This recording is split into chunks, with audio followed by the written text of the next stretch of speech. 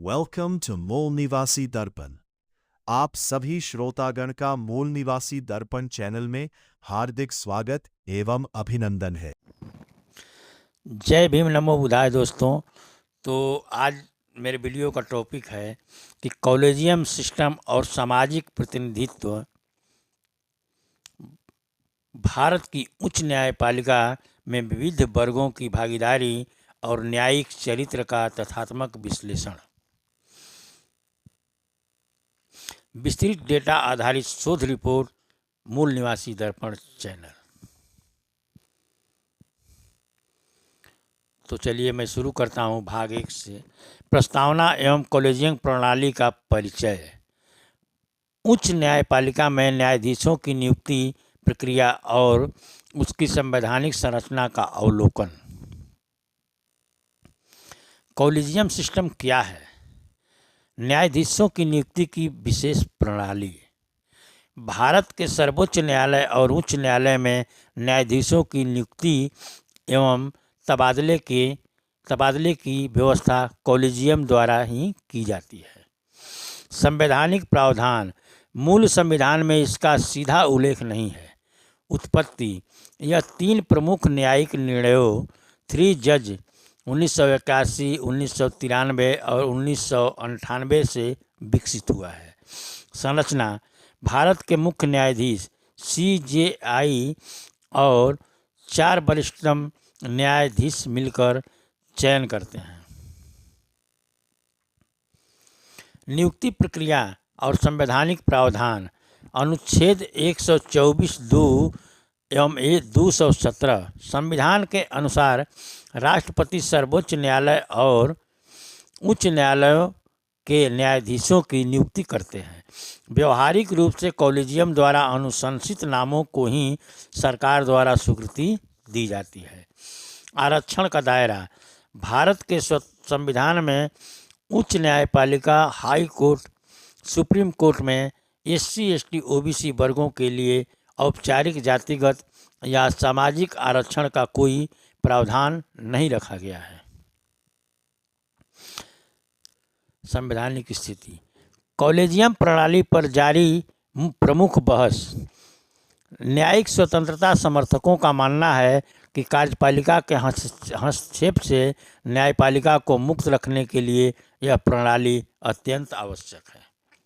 माने जज लोग की अपना मानना है। पारदर्शिता की कमी। आलोचक इस प्रक्रिया को अपारदर्शी बताते हैं, जहां चयन के मानदंड और कारण सार्वजनिक नहीं किए जाते हैं। प्रतिनिधित्व का मुद्दा। गंभीर आरोप है कि इसमें बहुसंख्यक मूल निवासी और वंचित वर्गों SC, ST, OBC को उचित प्रतिनिधित्व नहीं मिल पाता। न्यायाधीशों की सामाजिक पृष्ठभूमि। डेटा विश्लेषण। संसदीय समितियों और विधि एवं न्याय मंत्रालय की आधिकारिक रिपोर्टों पर आधारित आंकड़े। उच्च न्यायालयों में सामाजिक प्रतिनिधित्व 2018 से 23। सामाजिक वर्ग। नियुक्त न्यायाधीशों की संख्या और प्रतिशत हिस्सेदारी। अनुमानित जनसंख्या अनुपात। अब देखिए, सामान्य वर्ग, उच्च वर्ग जो जनरल हैं, 447 संख्या है न्यायाधीशों की इनकी। ये लोग 79% हैं और अनुमानित जनसंख्या इनका अनुमान से 15 से 20% माना गया है। अत्यंत पिछड़ा OBC 62 जज हैं जो 11% हैं और इनकी जनसंख्या 40 से 52% के बीच माना गया है। अनुसूचित जाति के 18 जज हैं SC का और 3%, जबकि इनकी 16.6% जनसंख्या अनुमानित माना गया है। अनुसूचित जनजाति ST इनके 9 जज हैं और 1.5% माने 1.5%, जबकि इनकी जनसंख्या 8.6% है। अल्पसंख्यक वर्ग के 28 जज 5% इनका हिस्सेदारी बना और 19% इनकी जनसंख्या है। उच्च न्यायालय नियुक्तियों में वर्गवार प्रतिशत 2018 से 23, सामान्य वर्ग 79%, अन्य पिछड़ा 11%, अल्पसंख्यक 5%, मैंने ओबीसी का 11% है, अनुसूचित जाति 3% और अनुसूचित जनजाति 1.5%। आंकड़े स्पष्ट दर्शाते हैं कि 80% से अधिक आबादी वाले बहुजन मूल निवासी समुदायों की उच्च न्यायालयों में कुल भागीदारी मात्र 15% है, 15.5% है। सामाजिक विषमता का प्रमुख सूचक 79% उच्च वर्ग का प्रतिनिधित्व, केवल 21% में शेष पूरा भारत है। 2018 से 2023 के बीच उच्च न्यायालयों में कुल 564 न्यायाधीशों की नियुक्ति हुई, मैंने 4 वर्षों में, जिनमें से 447 न्यायाधीश केवल एक सीमित वर्ग से आते हैं। ओबीसी, एससी, एसटी और अल्पसंख्यक मिलाकर केवल 117 न्यायाधीश बन पाए। यह स्थिति न्यायिक क्षेत्र में विविधता की गंभीर कमी को रेखांकित करती है। सर्वोच्च न्यायालय सुप्रीम कोर्ट का ऐतिहासिक दायरा। एससी समुदाय का प्रतिनिधित्व 1950 से अब तक सर्वोच्च न्यायालय में अनुसूचित जाति एससी के से बेहद कम न्यायाधीश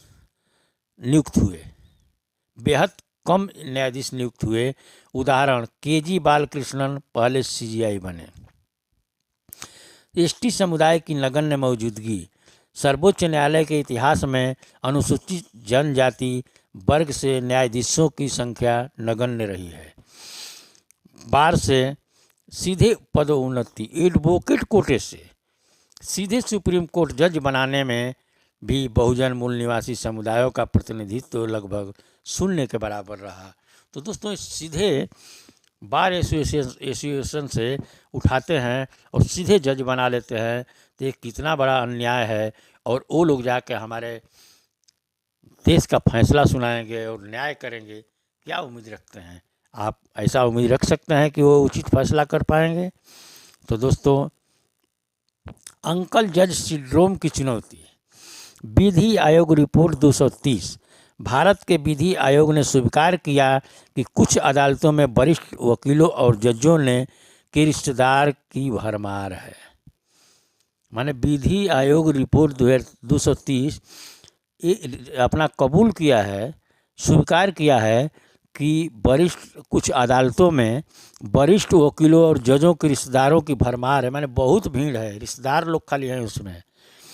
पारिवारिक नेटवर्क, बार और बेंच में पारिवारिक संबंधों के कारण योग्य लेकिन गैर प्रभावशाली पृष्ठभूमि वाले अधिवक्ताओं का चयन कठिन हो जाता है।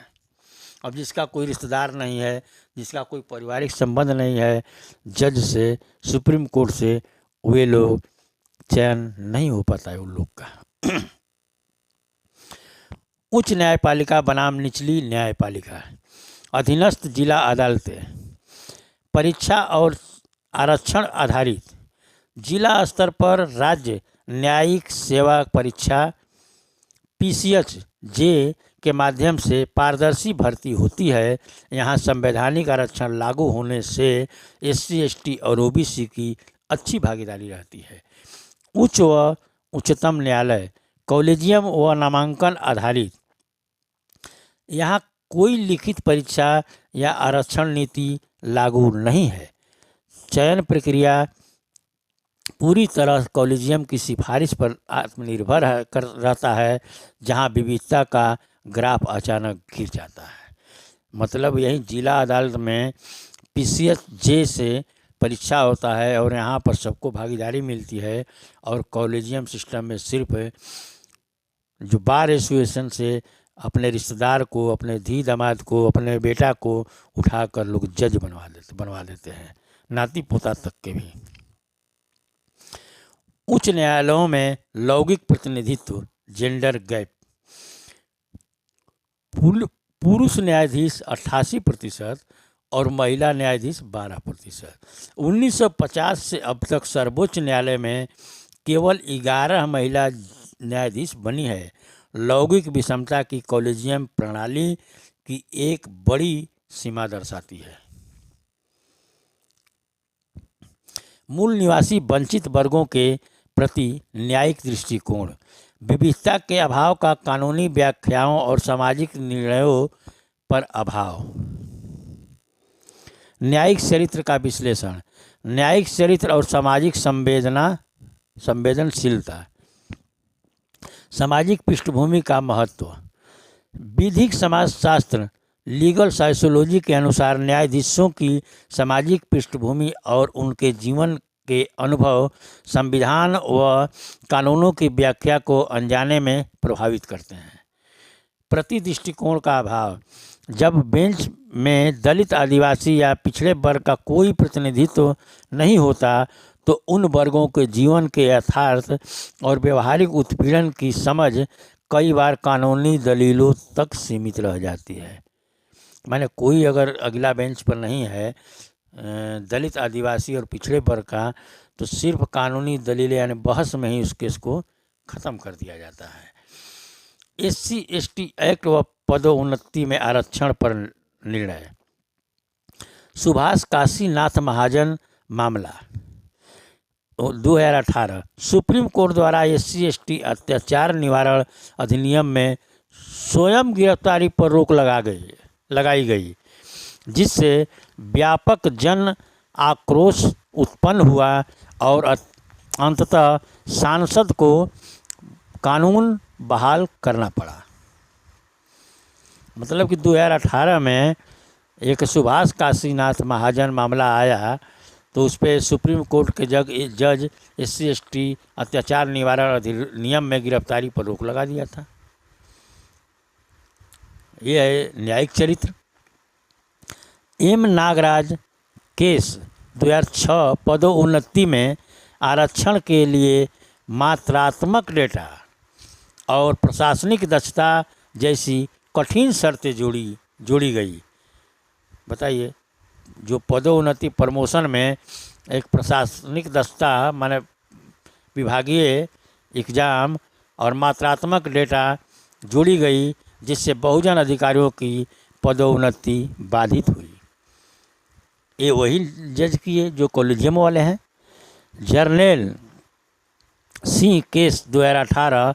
हालांकि क्रीमी लेयर की शर्त पर पुनर्विचार हुआ, लेकिन प्रशासनिक स्तर पर आरक्षण लागू करने में अड़चनें बनी रही।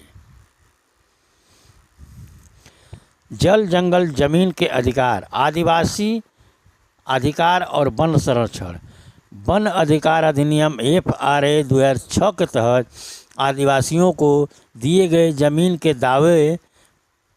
दावों को खारिज होने पर सुप्रीम कोर्ट द्वारा लाखों आदिवासियों को बेदखल करने का अंतरिम आदेश 2019 में दिया गया था, जिस पर बाद में रोक लगी।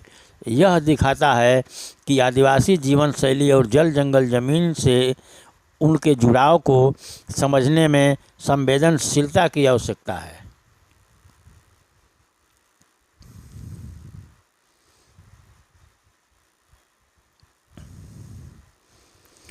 मुकदमों की लागत और न्याय तक पहुंच। 5 लाख प्लस प्रति सुनवाई वरिष्ठ अधिवक्ता का फीस है। बताइए, आर्थिक रूप से असहाय मूल निवासी सर्वोच्च न्यायालय और उच्च न्यायालयों में कानूनी लड़ाई लड़ना अत्यधिक महंगा है। वरिष्ठ अधिवक्ताओं की फीस आम गरीब, दलित या आदिवासी याचिकाकर्ताओं की क्षमता से बाहर होती है। परिणाम स्वरूप कई महत्वपूर्ण संवैधानिक मानवाधिकार के मुद्दे सही ढंग से प्रस्तुत नहीं हो पाते। न्यायपालिका में सामाजिक विविधता क्यों आवश्यक है? जन विश्वास में वृद्धि। जब समाज का हर वर्ग न्यायपीठ में अपनी छवि देखता है तो न्याय प्रणाली के प्रति उनका विश्वास और अधिक सुदृढ़ होता है। व्यापक वैचारिक समझ विचित्र सामाजिक आर्थिक परिस्थितियों से आए न्यायाधीश बहुआयामी दृष्टिकोण से निर्णय लेते हैं। संवैधानिक न्याय की पूर्ति संविधान की प्रस्तावना में लिखित सामाजिक आर्थिक और राजनीतिक न्याय के लक्ष्य को प्राप्त करने के लिए विविधता अनिवार्य है। तुलनात्मक अध्ययन और संवैधानिक परिप्रेक्ष्य अंतर्राष्ट्रीय मॉडल डॉक्टर बी.आर. अम्बेडकर के विचार और एन.जे.ए.सी. की पृष्ठभूमि वैश्विक न्यायिक प्रणालियों में विविधता का मॉडल देश अमेरिका राष्ट्रपति द्वारा नामांकन सीनेट द्वारा सार्वजनिक सुनवाई और नस्लीय लौकिक और क्षेत्रीय संतुलन का विशेष ध्यान रखा जाता है। इसमें जो अमेरिका में न्यायिक प्रणाली है उसमें क्षेत्रीय लौकिक माने जेंडर का और क्षेत्रीय संतुलन का विशेष ध्यान रखा जाता है और इस सीनेट द्वारा सार्वजनिक सुनवाई की जाती है।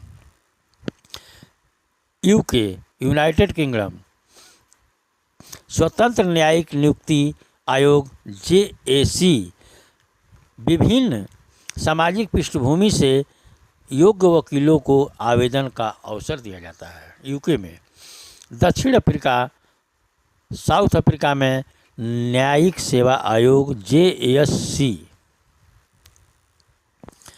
संविधान में स्पष्ट निर्देश कि न्यायपालिका में नस्लीय एवं लौकिक विविधता होनी चाहिए।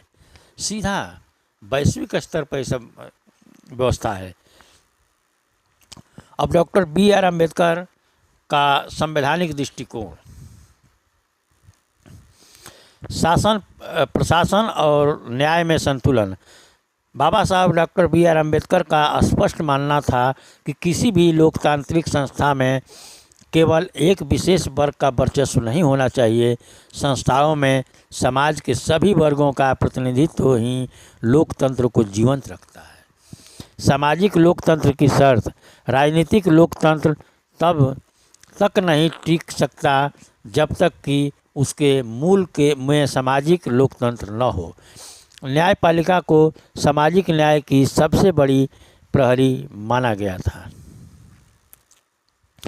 एनजेएसी एक्ट 2014 और कॉलेजियम का टकराव राष्ट्रीय न्यायिक नियुक्ति आयोग 99वें संविधान संशोधन द्वारा संसद में ने एनजेएसी का गठन किया था जिसमें जजों के अलावा कानून मंत्री और प्रबुद्ध नागरिक सिविल सोसाइटी शामिल थे ताकि पारदर्शी चयन हो सके।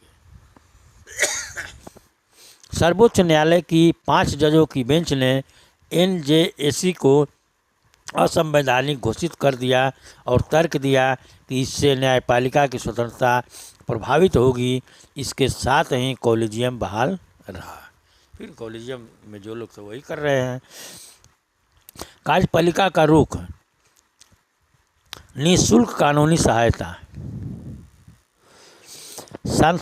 संसदीय पत्र व परामर्श सरकार ने समय समय पर कॉलेजियम को पत्र लिखकर अनुरोध किया कि एससी एसटी ओबीसी अल्पसंख्यक और महिलाओं के नामों को प्राथमिकता दी जाए ना, लेकिन प्राथमिकता नहीं मिला। अब NALSA की भूमिका नालसा का भूमिका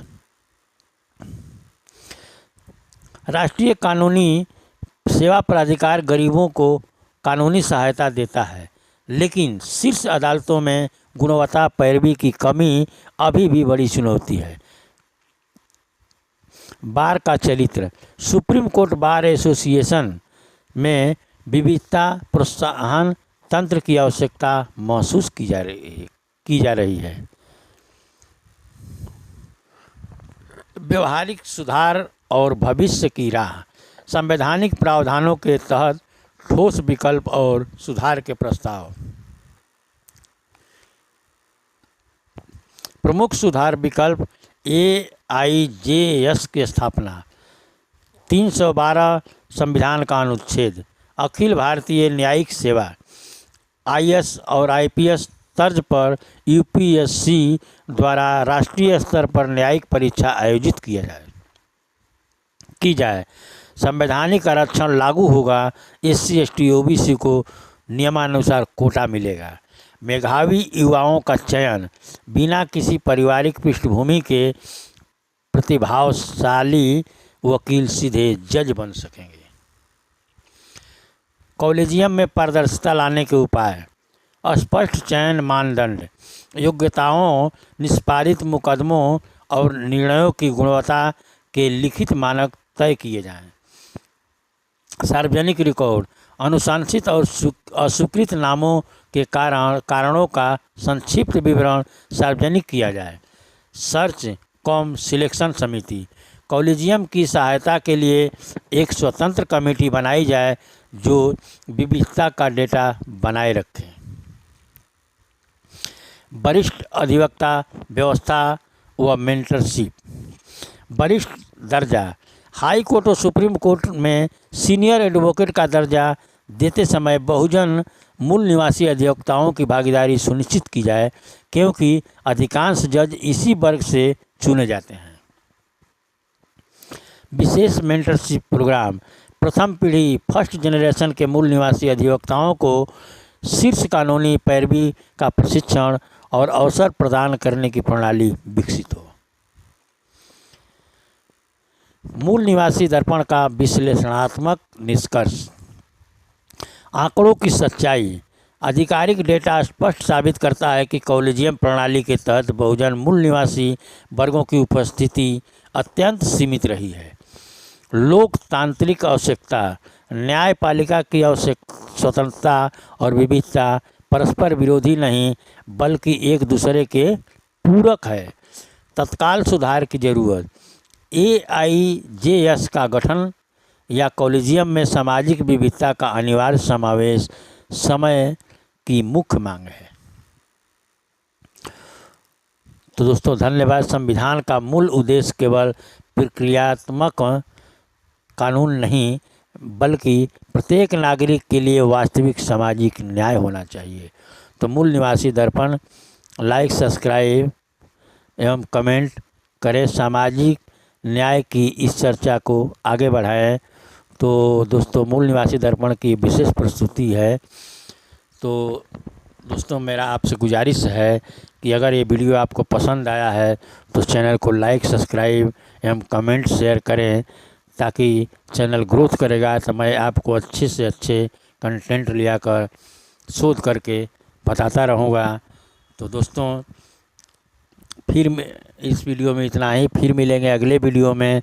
तब तक के लिए आप को जय भीम, नमो बुद्धाय, जय मूल निवासी, जय संविधान। वेलकम टू मूल निवासी दर्पण। आप सभी श्रोतागण का मूल निवासी दर्पण चैनल में हार्दिक स्वागत एवं अभिनंदन है।